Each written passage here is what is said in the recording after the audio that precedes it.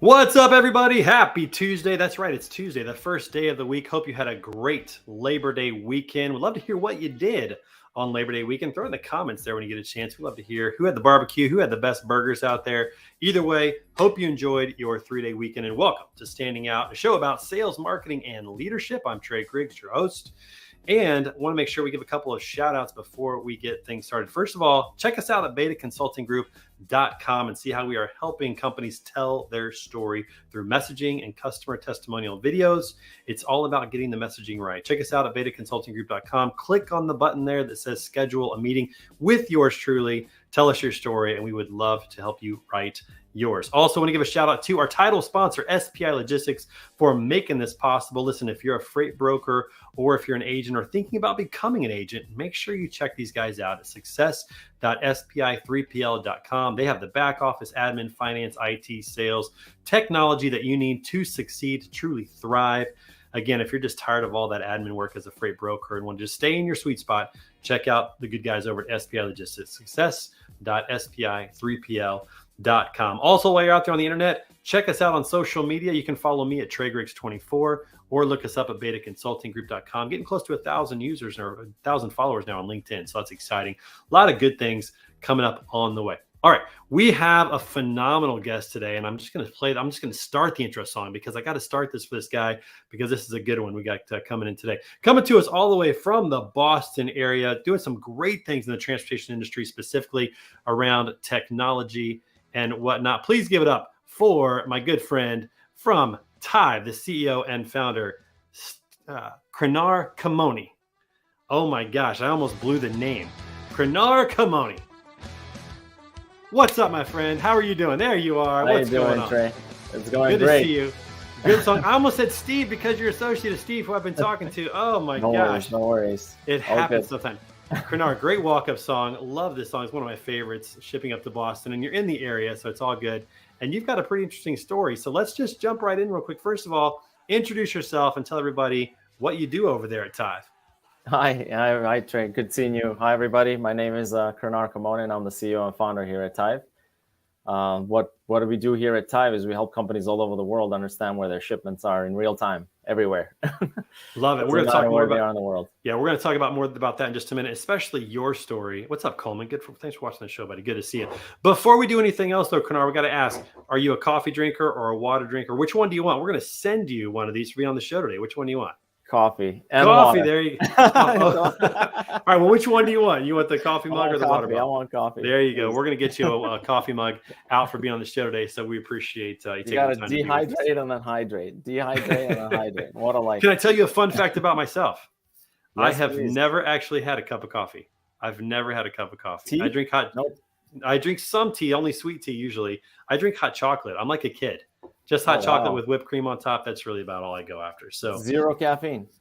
Well, some caffeine, but not in the form of coffee. That's for sure. Yeah, don't do that. I tend to have enough energy bouncing around all over the place without it, so don't need it. All right, let's get into your story because I know a fun fact about you, and that is you started Tive. It's kind of a family affair. You were watching your father-in-law who owns a trucking company. Does he still own the trucking company now, or? Honestly, he doesn't. It just actually okay. I'll just be straightforward on this one. He doesn't for just been a month ago. So oh, wow. A month ago, okay. he's retired and he actually closed down the trucking company. Well, congrats to him on retirement. Hopefully that was a great thing. But you watched him having trouble tracking shipments, like tracking down drivers and things like that. Talk about the origin of Tive and how you got into this.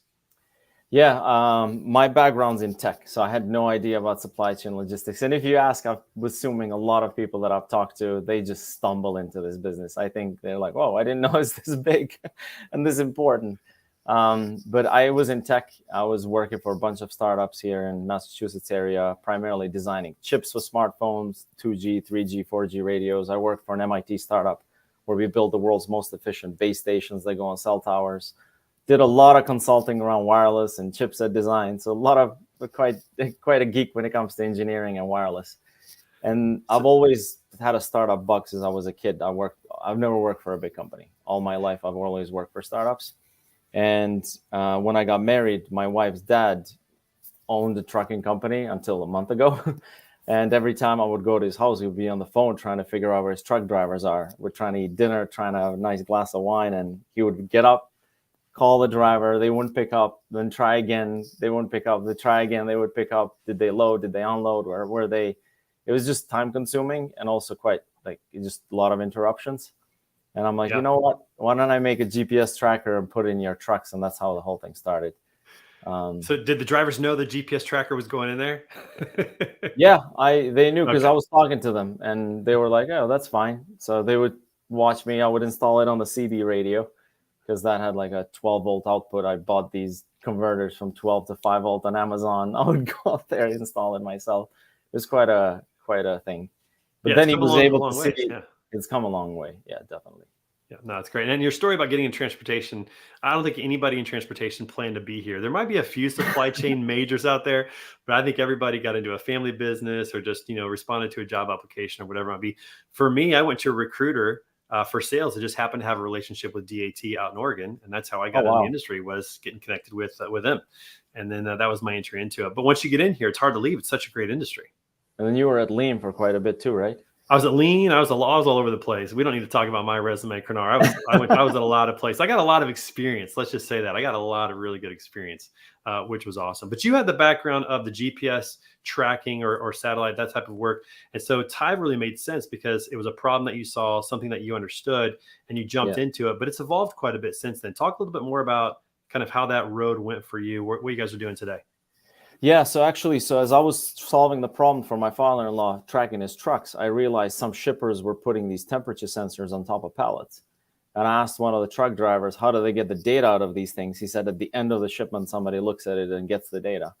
I'm like, that's insane. I'm like, why don't I take this thing from the front of the truck, put a battery in it, and put it on the back of the truck so that we can track the shipment regardless of the truck driver and regardless, so the shipper knows exactly what's happening with their shipments.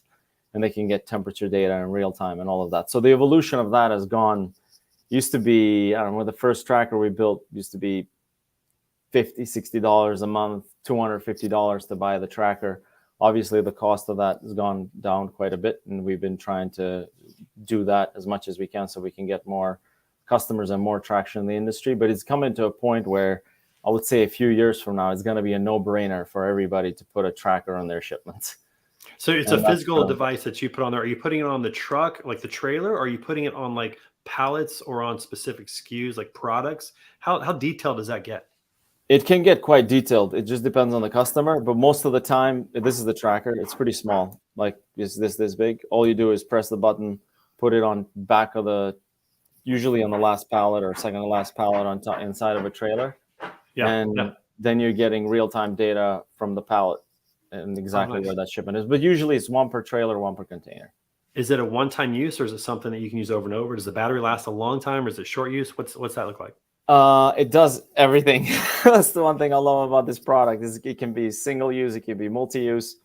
The battery can last from days to weeks to months, depending on how you configure it. If you want to ping every 5 minutes, it lasts less. If you want to ping every 6 hours, 12 hours, it lasts for many months. And the tracker is also reusable. All you do is recharge it. So you can recharge it and get the data. It's pretty straightforward to use. Or you can use it as single use. But what we love to do is for sustainability is refurbish these trackers.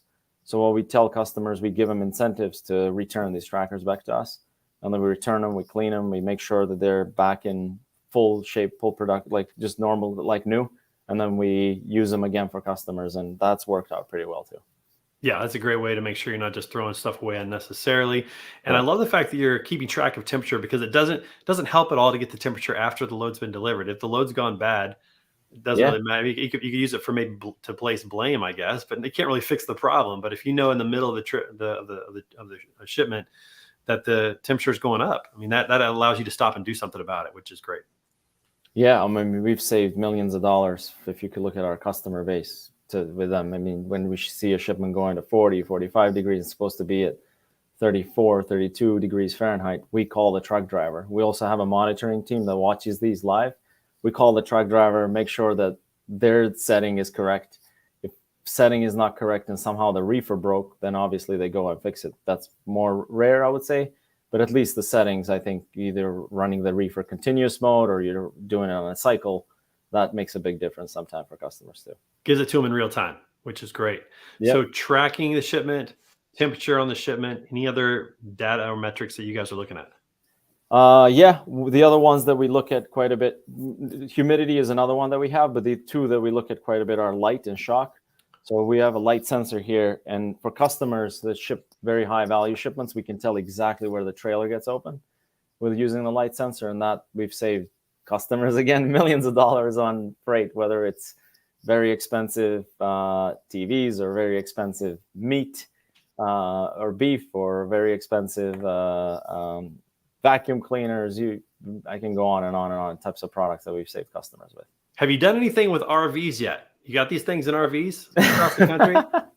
No RVs, not consumer brand yet. We're not selling to consumers yet. Well, let me tell you, Krenar. So we used to have an RV and we have a dog, and we would take the dog with us, and we would go and park the RV, and then we as a family would either want to go to dinner, or we might want to go to the zoo or go to a museum or something like that, and we needed to keep track of the temperature and the humidity inside of the RV. And so we actually had a device that helped us do exactly what you're talking about. We don't need all the other stuff you're talking about, but those things were applicable. So who knows, might be a new market for you guys. You never know. There we go. If you know someone wants to buy, let me know. got to keep track of the humidity and the temperature for the dog. So it's pretty important. All right, I want to switch for a minute to talk about your entrepreneurial journey. So Tive started as obviously a one-person shop. You were just making these tracking sensors for your father-in-law's drivers for their trucks, and then at some point this became a business. Were you an entrepreneur before this? Is this your first crack at it? And what was that journey like to get started? Yeah, this is my first time as a CEO and solo founder of a company. I think that's been completely a new learning experience, I would say. But as I mentioned before, I've always worked for startups. I've never worked for a bigger company. And I got the entrepreneurial bug, I would say, when I was maybe very young, like 15 or 14 years old. I had some friends that were older than me, and they always were playing around with computers, trying to build new software, build new programs. And the bug, when you get it, it's quite amazing, because you realize that you can actually, with programming back in the day, build something out of nothing. And building something out of nothing is something that it just drives me. and if you think of Tive in 2015, it didn't exist. And here we are, we built something pretty amazing. But as an entrepreneur, that's impressive, man. First yeah. crack. And I used to work for a TV station too back. I'm originally from Kosovo, and I worked for a TV station in the summer when I was also very young, 16 years old, and was doing all the 3D animations for them. But we built a TV station in a matter of months from nothing. And then it started live in the end of September. It's 2001 or 2000. I forget now. It's been a long time. But when we did that, also that was something that I saw, that we built something out of nothing. Like just a few months ago, there was nothing, and now we're streaming live a new TV station for the whole country, and hundreds of thousands of millions of people are watching something that we built from scratch. And that I was like, I don't think I'm ever gonna work for a big company. Now we're building a big company, but it's pretty amazing. It's your big company. It's a little different, right? It's your company. It's interesting when you look back on your life and you see those moments where you can see the hints of entrepreneurship, of liking to build something, creating something out of nothing. I think that is in the human spirit. I think we like to create something out of nothing. It's why we write music. It's why we write books. It's why we do all those types of things, is because there's something fulfilling about this. Didn't exist, and now it does exist. Talk about your team now, because you've grown the company up. I don't know how many employees you have yet, but it's a good sized team. Yeah, talk about your team real quick. What's your team size now? We're 170 people. Wow, pretty big team. Wow, yeah, that's pretty impressive. And so when you think about like leading a team of that many people, you grow into it. You don't start with that many people on your team, but you grow into it. What have been some of the lessons that you've learned along the way as the team has grown? There's a lot of lessons as the team has grown. But one thing that, as an entrepreneur and a founder, I'm sure many people and many entrepreneurs resonate, is delegation and giving autonomy to leaders to do what they need to do. I think it's one of the biggest lessons that you learn as you grow a company. Because in the beginning, I was doing everything myself. And in the beginning, as an entrepreneur, you almost do everything on your own. And then you bring another person, another person. and you start delegating and getting more leverage out of, number one, yourself, but also for the company.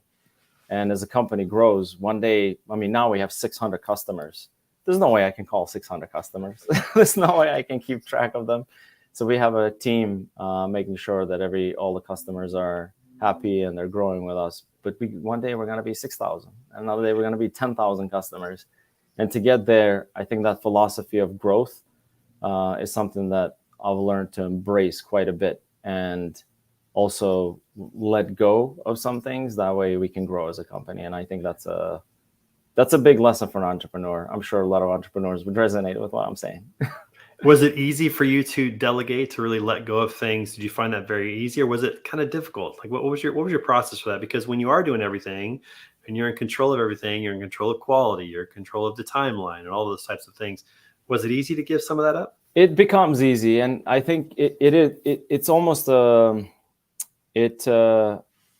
almost like there's no choice, right? It becomes to a point where if you want to control everything, obviously you're not going to grow. So it becomes a point of no choice. And I think that's one thing you embrace, and you go on and you grow and you build an amazing company. Yeah, I love hearing about your journey, because I'm on the very front end of my journey. So it's always great to hear these things. But having somebody that you can give things to and trust them, and they do a good job, oftentimes better than you would have done on it. That's what I've found, is that in a lot of these 100%. areas, I'm terrible at some of these things. So giving them away actually improves our company, and as opposed to maybe the fear that someone might have of losing control. So that's been a good part. There are many, many people who do 10, 20, 30 times better job, 100 times better job than I would do in all the departments right now. So I'm very lucky and very grateful for every single employee that we have here at Tive. And to be honest, like, that's why I wake up every morning. It's for them. It's not, otherwise there would be no Tive. Without the people, there's no Tive.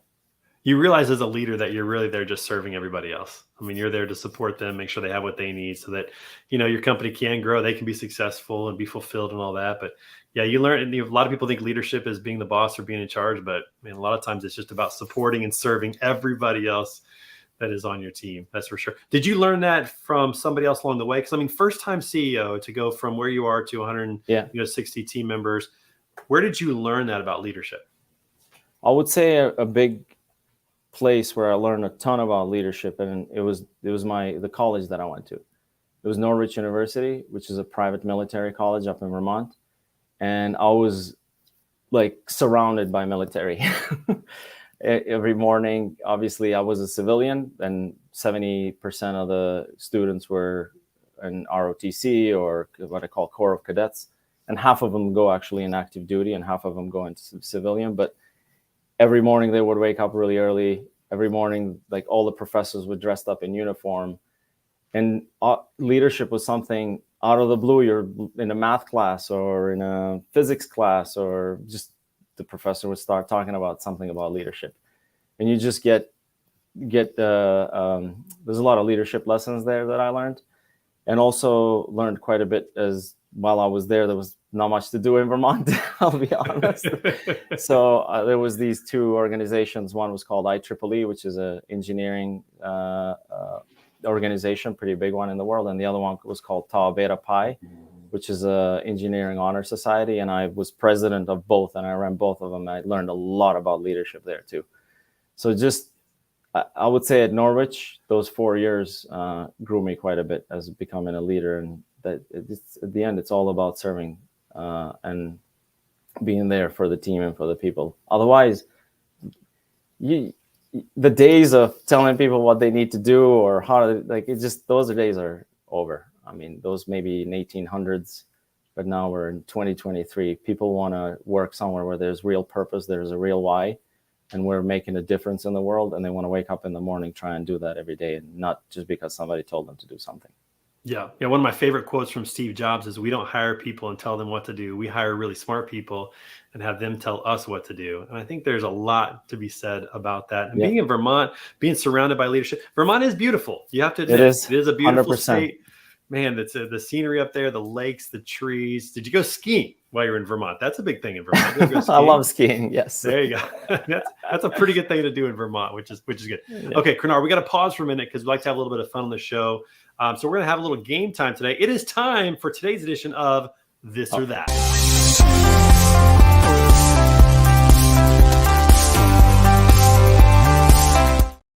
All right, so Krenar, here's how it goes. We're just going to give you two options. You have to tell us which one you prefer, this All right. or that. Really simple. We got 5 of these real quick. You don't have to give an explanation unless you really want to. Here we go. The first one is TV series or movies. Do you enjoy the series, the episodes, the episodic stuff, or the movies? Okay, very good. Favorite movie? You got a favorite? Hold on now. You got a favorite movie? Favorite movie? Oh my God. There's a lot of great movies. That's a tough one. Yeah, it's a tough one. I like Shawshank Redemption. I like Godfather. Yes, I like you know what I really like though? Toy Story 1. Oh, that's a good one. That's a good one. Toy Story 1 is classic. That was like the 3D animation first time it turned into Pixar. That was Steve Jobs. That was also Steve Jobs to put it in the theme of that. So Toy Story is a good one. Shawshank, that's awesome. Okay, next one. This or that. Ninjas or pirates? Ninjas. Ninjas are, I feel like ninjas are more positive. Pirates I think so. Like a negative connotation. We're gonna go ninjas on that. Okay, next one. This or that. Pancakes or waffles? Pancakes. Really? See, I like waffles because it holds the syrup in each little cup. I know, it's like, yeah, I got to go waffles. You're pancakes. Okay, all right. Next one, this or that. Ice cream in a cone or in a cup? Which way do you go? Cone all day. Cone, I was going to say cone all day. Krenar, what kind of cone? Do you go with a plain cone, sugar cone, waffle cone? Waffle. Yeah, I agree with you. Coleman says waffle as well. Yeah, I got to go with that. Waffle cone, that's for sure. Okay, and the last one, this or that. I think we have one more. Ooh, Batman or Superman? Batman. He seems more real. He seems more real, down to earth. Superman with kryptonite, and it's too much fantasy. It's much more fantasy, but here's what I love. Superman can fly, and I want to fly. So I think I'd go Superman, but Batman is definitely a good one. That's for sure. All right. Well, there you go. That's this episode's this or that. That's a lot of fun. All right. Okay. Awesome. Lastly, we have our random question of the day. So sometimes, Krenar, we like to just throw up a random question. It's so random. I haven't seen this one yet. Like we let our podcast director put this ChatGPT random question. I don't know. It could be funny. It could be serious. It could be AI driven. I don't know. It could be a dud. It could be a great question. Let's see what it is. Today's random question of the day is, if you had to curate the soundtrack to your life, what songs will be on there? You got a couple of theme songs for your life? Oh my God. I don't actually, I'll tell you, I love Metallica. So when I grew up, I listened to Metallica quite a bit. And Wherever I May Roam is a song that I really like. So I'll just leave it at that. That's a good one. I like that. I've been on this kick lately. I've got 2 songs that I really like. They're more just like inspirational songs, but I like Hey Look Ma, I Made It from Panic at the Disco. And I like All I Do Is Win by DJ Khaled. So those are 2 of my favorites. May have to come up with something else as well, but those are 2 of my favorites. But yeah, that's a good question. Everybody should create their own playlist in life. That's yours is going to have a lot of Metallica on it. Love it. All right, that's a good question. That wasn't a bad question. Good random question of the day. Yeah. All right, let's go back to your time in Vermont. I want to dig into this just a little bit as we finish today. What are some of the greatest lessons that you learned about leadership from the military? Like maybe some examples, some instances, maybe some moments where something really crystallized and you went, I'm going to do that the rest of my life.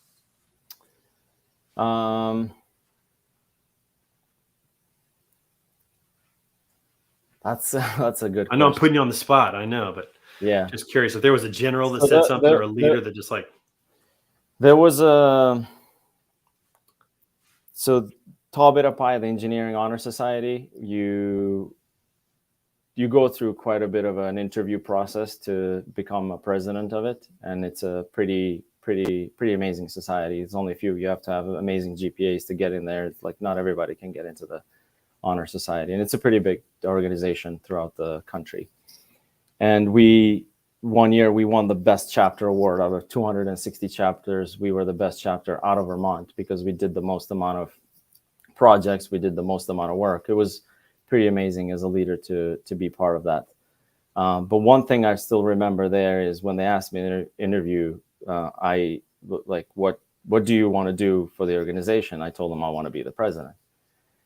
And I think that's one thing as a leader, you want to, I would say, project what you want to be and what you want to become instead of waiting for others sometimes to see that. I think that's a lesson that I learned, that if you want to lead, just do it.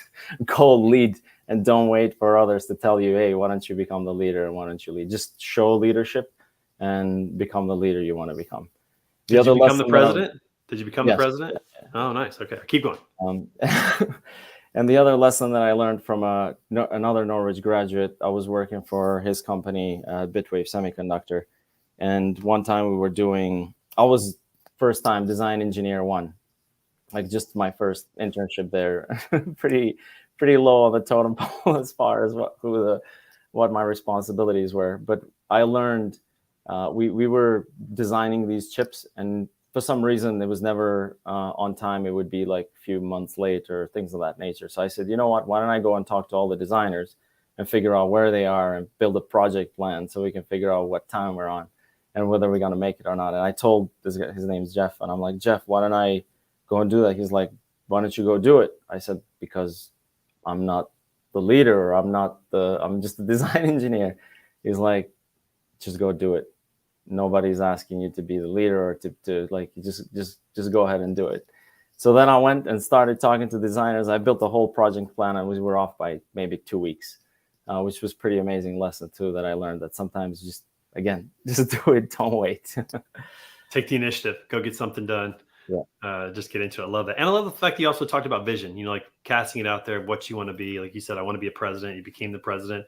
I think a lot of companies struggles from a real clear lack of vision. When you think of vision for Tive, how do you establish it? How do you really make that a part of the culture of the company? I'm not going to say the vision words verbatim because I don't think that's, but the vision of Tive is pretty straightforward, because vision is something that you should potentially never, ever achieve. But the way I think of it as, imagine that one day everything in the world is connected. And whether it's a shipment, whether it's assets that are moving shipments, once everything is connected, you're going to have complete transparency of what's happening with the supply chain. And through that connectivity and through that transparency, we can make the world a better place and more efficient than it is. And I believe that that's the vision that we live up for every day, and I wake up for every day, because I know one day that's going to happen. Maybe not in my lifetime, maybe 200 years from now, maybe it will, right? But we're going to strive for it. We're going to do our best to make sure that we get there faster than anyone else. Yeah, that's great. And there aren't too many better words in life than imagine. When you say imagine and get people thinking about what's possible, I love that. Again, just to go back to Steve Jobs real quick, he said that your world will change the day you realize that everything that's built around you was created by people no smarter than you. Like that you can actually go and just build these things and do these things. So I'm sure you're probably a lot farther along down the road than than you ever thought when you first started. And you guys have a long ways to go. But congratulations on all your success, Krenar. Thanks for being on the show and telling your story. We really appreciate hearing from you about what you've been doing. What's the best way that people can get in touch with you and with Tive? Krenar at Tive.com. They can go to Tive.com, contact us. It's pretty straightforward.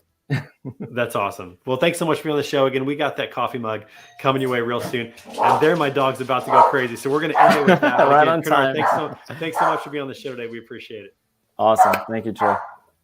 All right, everybody else, hey, make sure you come back on Thursday. We got another great show with one of my mentors in life. His name is Ed Cunliffe, and he's going to be on the show. Again, a shout out to our sponsor over at SPI Logistics. And until next time, we will see you guys later. Take care, everybody. Peace out.